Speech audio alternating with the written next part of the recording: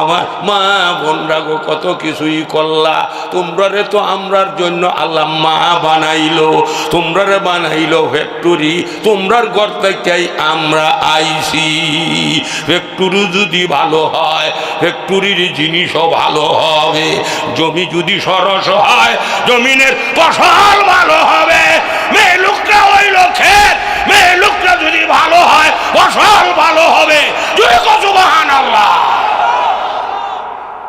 সন্তানটা তোমার গর্বে থাকে, তুমি যদি গর্বে লইয়া নামাজ পড়ো, পরের হারাম মাল না খাও, বাচ্চাটাও তো হালাল হইব, বাচ্চাটাও লজ্জা শরম তোমার ভেড়ের ভিতর থেকেই ভাইব।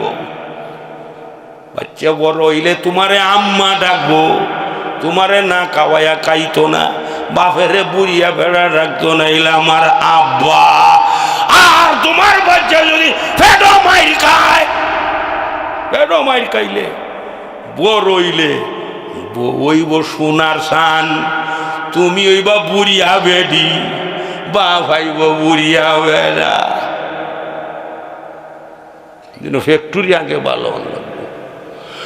মা গো, আমার আগের বক্তা ওয়াজ করছে, এই জন্য কইছে ফ্যাক্টরি ও মিয়া চতুর্দিকে বাউন্ডারির ওয়াল গেট তাহে, ফ্যাক্টরির ভিতরে সুর সুরটা ঢুকতে পারে না, দারওয়ান তাহে। কেন ফ্যাক্টরি দামি দামি জিনিস কলকারখানা ফ্যাক্টরির ভিতরে আছে, খোলা কেউ রাখে না, দেওয়াল দেওয়া যেন সুর সুরটা না যাইতো পারে।